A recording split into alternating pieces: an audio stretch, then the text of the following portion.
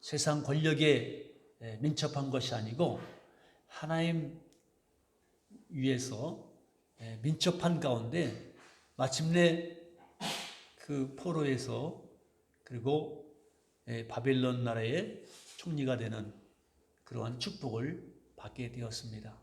두 번째, 다니엘은 어떤 사람이었나요? 그는 하나님 앞에 충성했습니다. 사람에게 어떤 권력자 앞에서 어떤 세상 신에게 충성한 것이 아니고 오직 살아계신 하나님께만 충성했더니만은 하나님이 그를 높이 세워주셨습니다. 다니엘은 또 어떤 사람입니까? 다니엘은 늘 감사하는 사람이었습니다. 어떠한 상황에도 감사했어요. 도무지 감사할 수 없는 환경에도 감사하신 다니엘. 여러분은 어떻습니까? 우리가 기분 좋을 때, 행복할 때, 잘 될 때, 돈 많이 벌 때 감사할 수 있잖아요. 그 누구나 다 감사할 수 있습니다. 그러나 이 다니엘은 위기 앞에서, 죽음 앞에서 하나님 앞에 변함없는 감사를 했어요. 참 우리가 존경할 만한, 흠모할 만한, 본이 될 만한 그러한 믿음의 사람이었습니다. 지난주까지 말씀드렸고 오늘은 이제 네 번째, 다니엘이 어떤 사람인가? 다니엘은 하나님 앞에서 중단하지 않는 기도하는 사람이었습니다. 중단하지 않았습니다. 자, 오늘 여기 오신 여러분, 성도 여러분, 여러분도 기도 많이 하시잖아요. 늘 기도하십니까? 기도 안 하는 사람 없죠? 적어도 하나님 믿는 사람은 식사 기도라도 할 거 아닙니까? 우리가. 그런데 기도는 하지만은 때로는 우리가 기도를 중단하지 않는가? 바빠서, 시간이 없어서, 힘들어서, 기도해도 별로 나아진 것도 없어서, 기타 등등 우리가 기도하다가 어느 날 기도를 중단하는 거예요. 기도를 포기합니다. 너무 잘 돼도 바빠서, 너무 안 돼도 힘들어서 우리가 변명과 이유가 많잖아요. 그런데 오늘 다니엘은 위기 앞에서, 죽음 앞에서도 전에 하던 대로, 습관대로, 예전에 하던 대로 늘 하나님 앞에 중단하지 않는 기도를 드렸어요. 죽음 앞에서도, 기도할 수 없는 상황 가운데도 기도하면 사자굴 속에 던져짐을 받는데도 불구하고 다니엘은 여전히 하나님 앞에 이스라엘을 향해서 하나님 앞에 무릎을 꿇고 기도했습니다. 다니엘은 도저히 기도할 수 없는 상황에서 기도를 중단하지 않냐고 계속 기도했습니다. 여러분, 인생을 살다 보면은 힘들고 어려울 때가 왜 없겠습니까? 그럴 때가 많이 있잖아요. 그럼에도 불구하고 우리는 기도를 중단하지 않기를 원합니다. 하나님은 기도하는 사람을 사랑하시고 축복하시는 줄 믿으시기를 주의 이름으로 축원합니다. 자, 영국이라는 나라 있죠? 영국에 웨일스라는 도시가 있었습니다. 한때 성령 운동에 불이 붙었던 곳이 웨일즈입니다. 이 웨일즈에서 조금 떨어진 아주 작은 마을이 있는데 그 마을이 크라노바라고 하는 마을입니다. 근데 그 마을이 주민이 한 150명 정도 이렇게 사는 아주 작은 그런 마을인데 그곳에 교회가 하나 있습니다. 아주 작고 아담한 교회인데 이른바 하노바 교회라고 합니다. 근데 이 하노바 교회는 역사와 전통이 있는 교회입니다. 300년이 된 교회입니다. 여러분, 300년 된 교회 얼마나 전통이 있고 역사가 있습니까? 그런데 그 교회의 한쪽 벽에 지도가 걸려 있습니다. 어느 나라 지도가 걸려 있을까요? 우리가 살고 있는 대한민국 지도가 그 교회 한쪽 벽에 걸려 있습니다. 왜 대한민국 지도가 하필 걸려 있을까?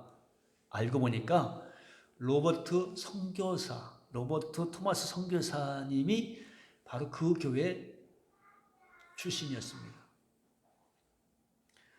근데 여러분 알다시피 토마스 선교사님이 한국에 최초로 온 선교사고 한국에서 최초로 순교하신 순교자이신 것입니다.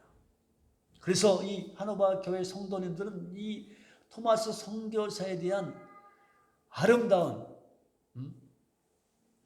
이 자부심과 긍지를 갖고 있습니다. 너무나 자랑스럽게 생각합니다.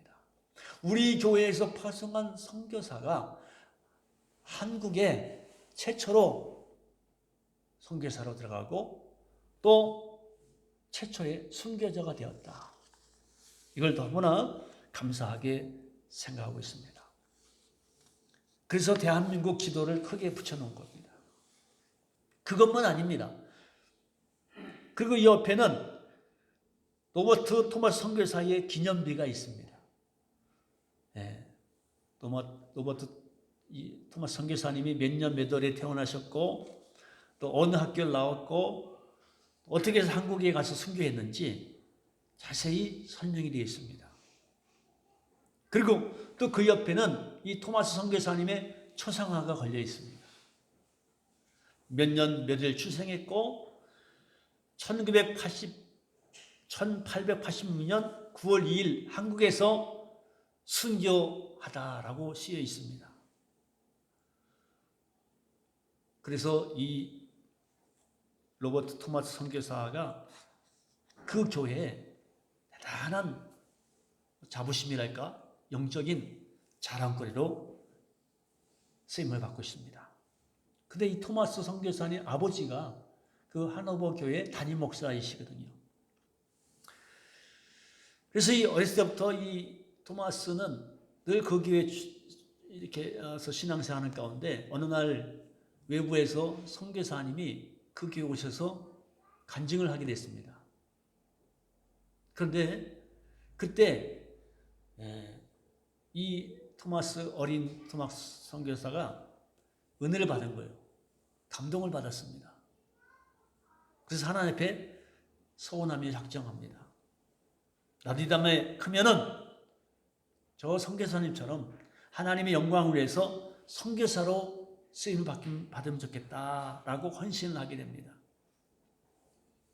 그리고 이제 24살에 결혼을 합니다. 그리고 신혼부부와 함께 중국으로 가게 됩니다. 그래서 중국에 가서 열심히 선교를 하는데 어느 날 선교하고 돌아왔더니만은 아내가 임신을 하게 됩니다. 너무 기뻤는데 무슨 일인지 아내가 충격을 받아가지고 그걸 감당하지 못한 가운데 유산을 하게 되죠. 그런데 유산한 가운데 얼마 있다가 이 사랑하는 아내가 세상을 떠납니다. 너무나 기가 막힌 일이 벌어진 거예요.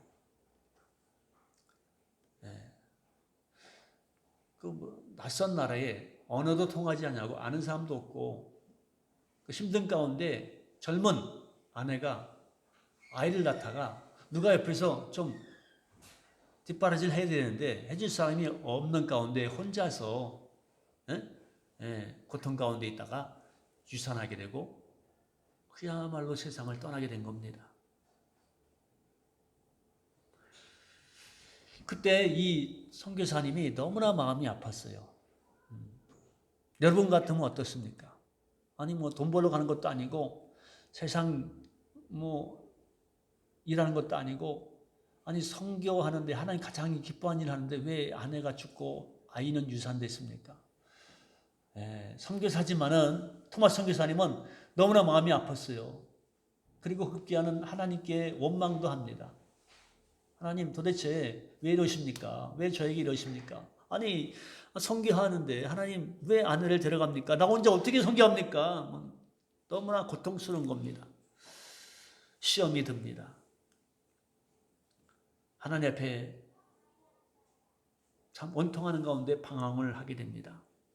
그런데 그의 마음속에는 이 선교에 대한 열정이 사그라지지 않는 거예요. 하나님께서 계속 이 선교의 마음을 주는 겁니다. 그런데 어느 날 길거리에서 조선 사람 한 사람을 만납니다. 이 중국에 사는 조선인 사람을 만나서 얘기를 들어보니까 지금 조선이란 나라가 있는데 아주 작은 나라인데 지금 많은 천주교인들이 핍박을 받고 있다. 그 얘기 들으니까 이 토마스 선교사님이 그래, 그렇다면 내가 저 조선 땅에 가서 복음을 전하겠다. 그런 가운데 1865년 그의 8월 달에 배를 타고 2개월 동안 한 성경 한 200권을 그때 당시에는 한자 성경이겠죠. 가지고 이제 한국말을 배우면서 한국에 들어가게 됩니다. 그때는 뭐 이렇게 비행기 이런 것도 없었잖아요. 배를 타고 다녀야 되는데 그때 당시에 그 미국 상선 제너럴 셔먼이라는 배를 타고 이제 대동강변에 도착을 하게 됩니다. 그때가 1866년 9월 1일이었습니다. 그래서 한 달 동안 섬을 쭉 돌면서 복음을 전하고 이제 평양에 들어가라고 대동강변에 왔는데 그때 이미 미국 상선이 이 무장한 그때는 이 해적들이 많이 있었거든요.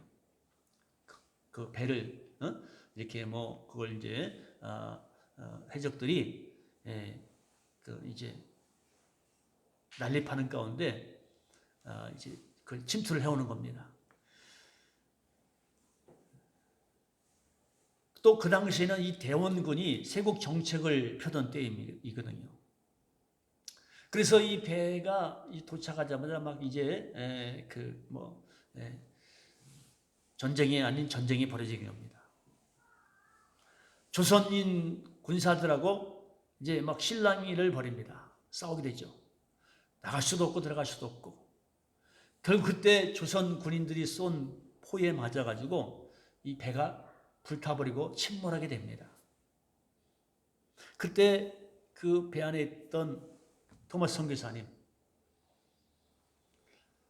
성경을 들고 이제 그 백사장에 나와서 이 성경을 던져주면서 사람들에게 예수 믿으세요.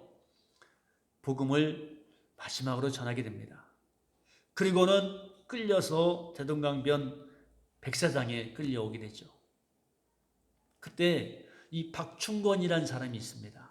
부교라는 직책을 가진 사람인데 이 사람이 칼을 들고 토마스 선교사님 목을 내리칩니다. 그 순간에 이 토마스 선교사님이 그 박충권이라는 사람 얼굴을 보면서 가슴에 품었던 성경을 꺼내줍니다. 여러분 이게 상상이 됩니까? 그 죽는 순간까지 복음을 전하기 위해서 그 원수 같은 사람에게 성경을 건네주는 겁니다. 그리고 기도를 하게 됩니다. 하나님, 지금 이 사람은 아무것도 모르는 사람입니다. 이 사람의 죄를 용서해 주시고 제가 여기서 죽더라도 이 조선 땅에 복음의 꽃이 피게 해 주시옵소서. 이렇게 기도합니다. 하나님 앞에 그리고 또 감사 기도합니다. 하나님 내가 오늘 여기서 순교하게 되니 오히려 하나님 앞에 감사합니다. 이렇게 기도합니다. 참 이 토마스 선교사님은 마지막까지 죽음 앞에서도 기도를 중단하지 않아요. 여러분 인생을 마칠 때 여러분도 언젠가 세상 떠나겠죠. 숨이 막 꼴깍꼴깍 할 때 죽는 순간에 저나 여러분이 기도하시길 바랍니다. 무슨 기도? 주여 이 영혼을 받아주시옵소서. 이 불쌍한 이 영혼을 받아주세요. 할렐루야. 이 선교사님은 뭐예요? 마지막 순간까지도 목에 칼이 들어오는데도 불구하고 하나님 이 사람을 용서해 주시고 구원해 주세요. 성경을 건네는 가운데 이 박충권이라는 사람은 성경을 팽개치고 그냥 그 선교사님이 목을 칼로 내리칩니다. 대동강 거기가 피바다가 되었죠. 근데 여러분, 놀라운 사실은 그 후에 하나님께서 이 조선 땅에 어마어마한 축복을 주신 거예요. 그 선교사님의 목에 칼을 댄 그 박충권이라는 사람은 훗날에 평양교회 장로가 된 줄 믿습니다. 나중에 이 마페 선교사가 또 선교사라고 한국에 조선 땅에 들어오는데 그 마페 선교사에게 박충권이라는 사람이 이렇게 고백하죠. 선교사님, 제가 예전에 토마스 선교사의 목을 친 사람입니다. 그런데 제가 지금 하나님 은혜로 장로가 되었습니다. 이렇게 고백하는 겁니다. 그리고 그때 같이 있던 이 채취장이라는 사람이 있는데 이 사람도 훗날 평양교회 교인이 되었습니다.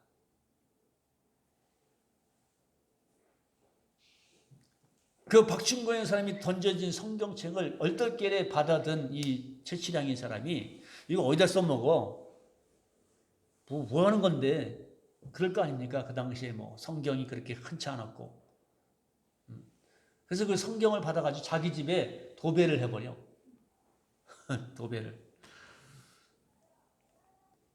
근데 그 사람이 훗날 박영식이라는 어린 아이인데 그 집에 평양에 이제 훗날에 널다리 교회가 되게 된 것입니다. 여러분 놀랍지 않습니까? 토마스 선교사는 하나님 내가 왜 여기서 죽어야 합니까? 왜 내가 여기서 숨겨야 합니까? 라고 하나님 앞에 원망하거나 뭐 불평하거나 항의하지 않았습니다. 오히려 감사하면서도 마지막 순간까지도 중단하지 않는 기도를 드렸을 때 하나님께서는 그 기도를 받으시고 마침내 이 조선 땅에 복음이 꽃이 피게 한 줄로 믿습니다. 제가 대충 줄거리를 말씀드렸는데 영상을 같이 보시겠습니다.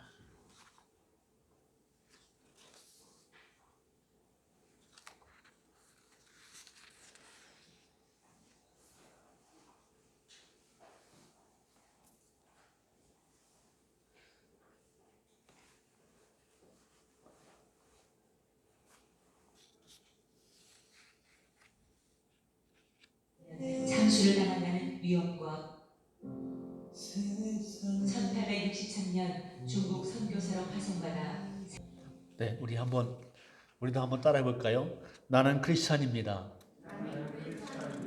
우리는 크리스찬입니다.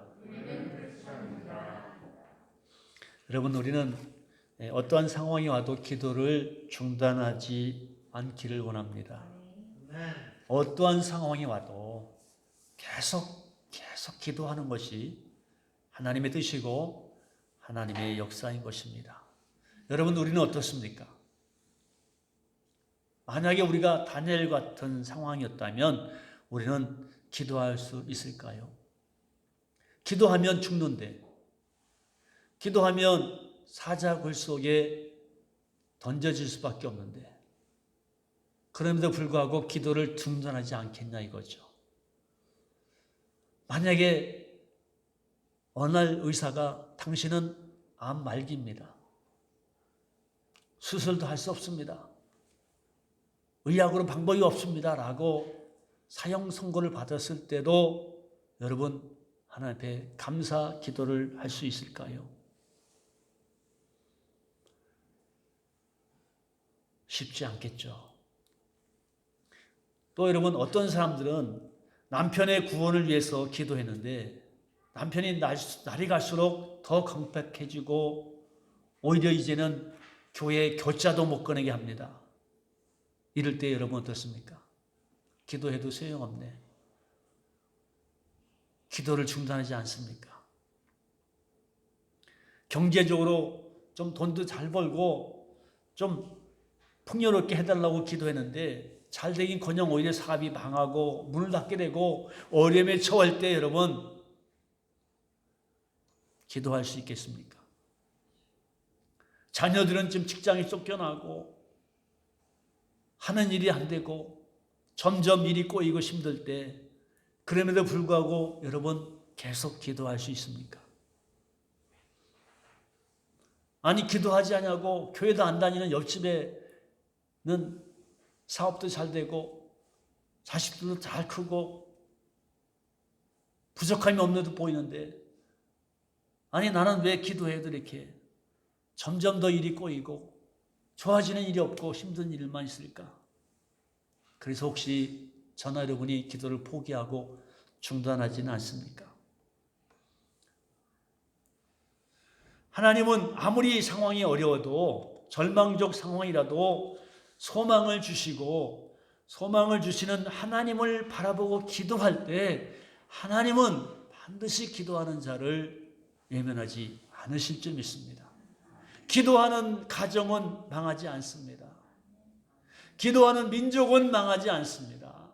기도하는 자녀는 망하지 않습니다. 하나님은 기도를 들으시고 응답할 줄 믿습니다. 기도할 때 여러분 왜 중단하고 왜 우리가 힘이 듭니까? 사람들이 때로는 비아냥거립니다. 조롱합니다. 야 이놈들아 얘들 뭐 기도한다고 되겠어? 제가 지난번에 유아실 꾸미는 가운데 도배지를 살라고 여기 가까운 그 지역사에 갔더니만은 그러면 제가 여기 용인에 올 때부터 알았으니까 35년 됐어요. 이 둔전이에서 도배 벽지 하시는 분이 부인은 권사님이에요. 남편은 교회를 안 다녀요. 근데 마침 부인 권사님 같이 계시더라고. 그날 저를 반갑게 맞이하고 우리 집안 좋은데 이 남편이 교회를 안 다닌다고. 남편만 다니면 아무 문제가 없는데 목사님 우리 남편 좀 전도해 주세요. 제가 신분이 있는 분이라 늘 가면 잘해줍니다.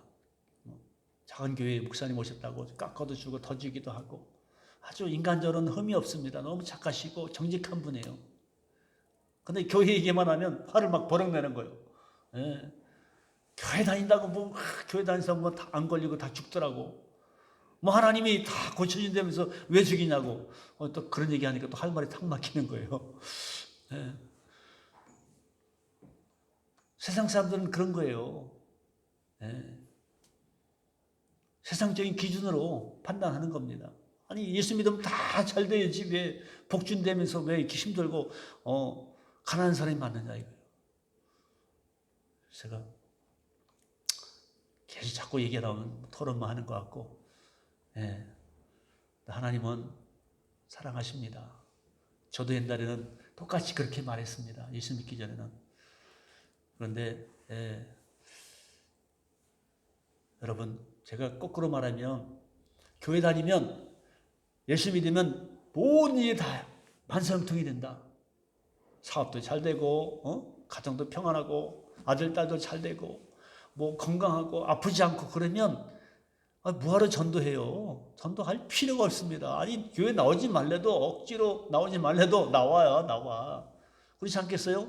교회 다니면 다 잘 되는데 근데 보니까 안 믿는 사람 보니까 교회 안 다니는 사람이 더 못 살아. 더 병도 많고 더 사고도 많이 생기고 교회 다니나 똑같아. 그렇게 판단을 하기 쉽잖아요. 그래서 우리가 신앙생활이 어려운 거예요. 환경 사람을 바라보면은 때로는 인간적으로 마음이 약해지고 흔들려집니다. 신앙생활에도 똑같은 거 아닌가? 이게 유혹이 오고 시험이 온다는 겁니다. 그런데 여러분 중요한 사항이 뭡니까? 기도를 그럼에도 불구하고 기도를 중단하지 않기를 바랍니다. 끝까지 기도하는 거예요. 있습니까?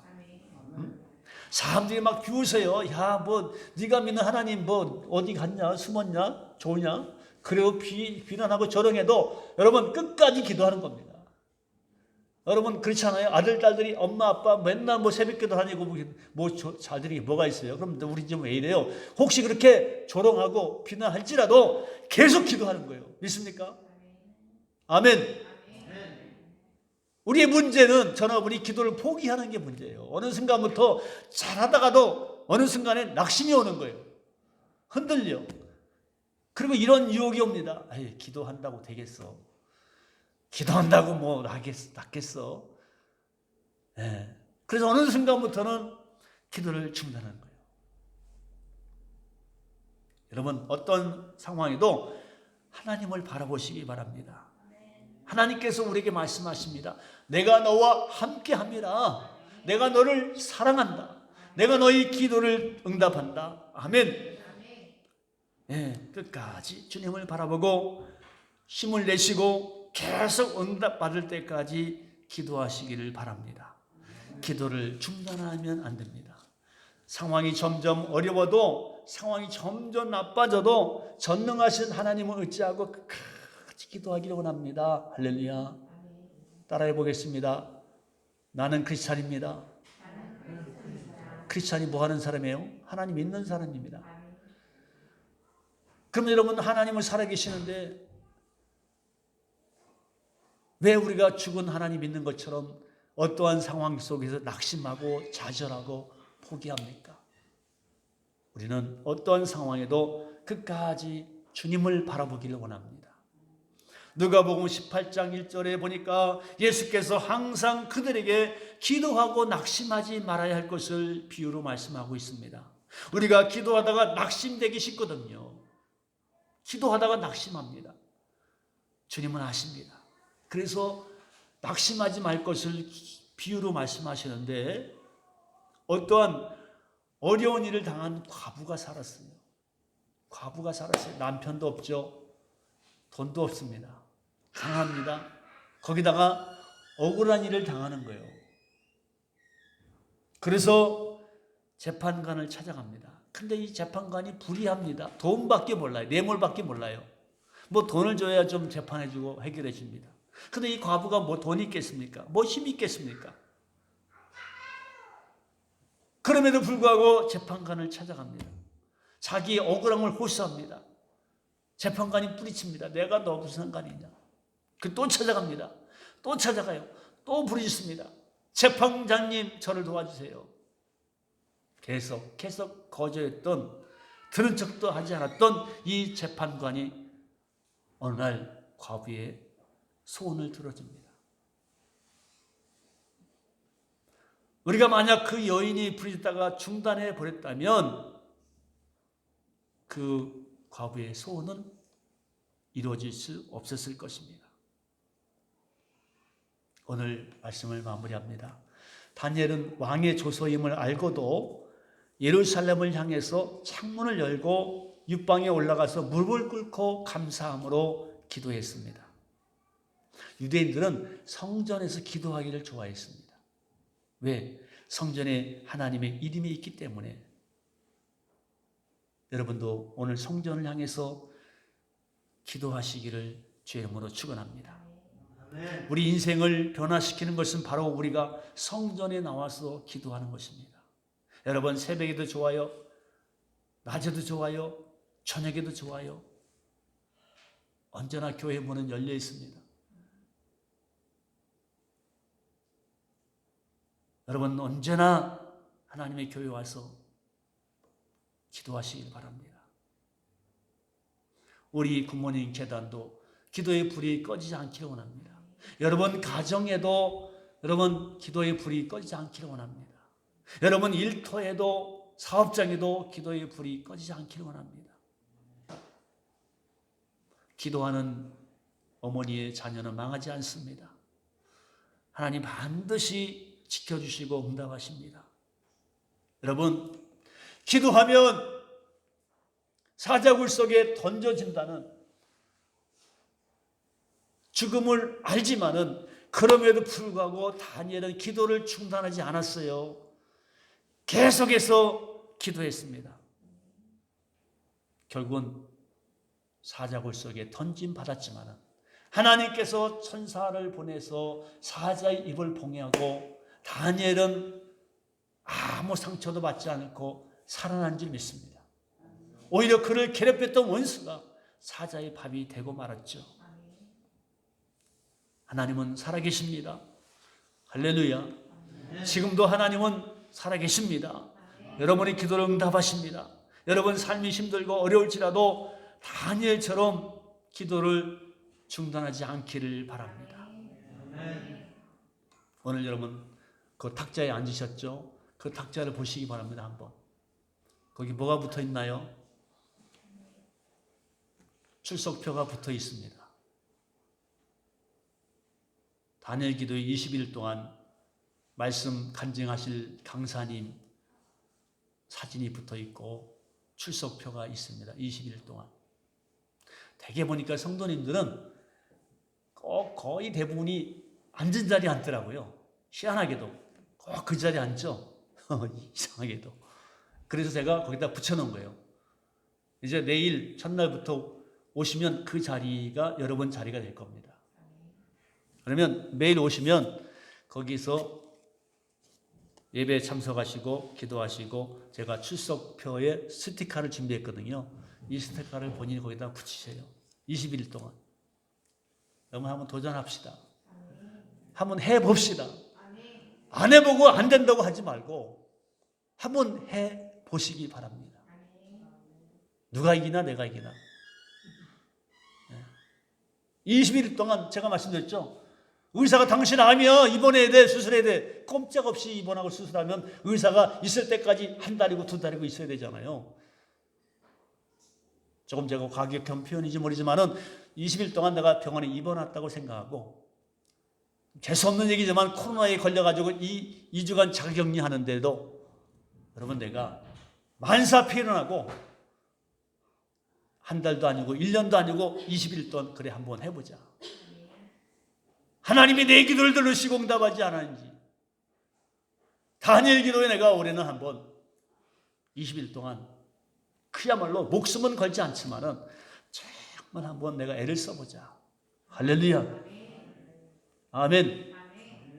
올해는요 해마다 은혜가 임하고 많은 기도의 역사가 있었지만 올해는 더 하나님께서 은혜를 주실 것 같아요. 왠지 모르게. 더 우리가 힘들고 어렵잖아요. 코로나 상황이기도 하지만 이제 내일부터 위드 코로나예요. 백신 2차까지 다 맞으셨잖아요. 뭐 격리하면서 우리 거리두기 마스크 하면서 찬양하고 예배하시면 됩니다. 뭘 두려워합니까? 하나님은 기도하는 자를 두려워하십니다. 기도하는 자를 사랑하시고요. 내일부터 한번 도전해 봅시다. 네. 3주 동안 매일 저녁 8시에 오셔서 기도에 참석하시고 뜨겁게 한번 기도하고 하나님을 만나시고 하나님의 임재를 경험하고 승리하는 여러분 되기를 주의 이름으로 축복합니다. 아멘. 찬송가 268장 1절과 4절을 찬양하겠습니다.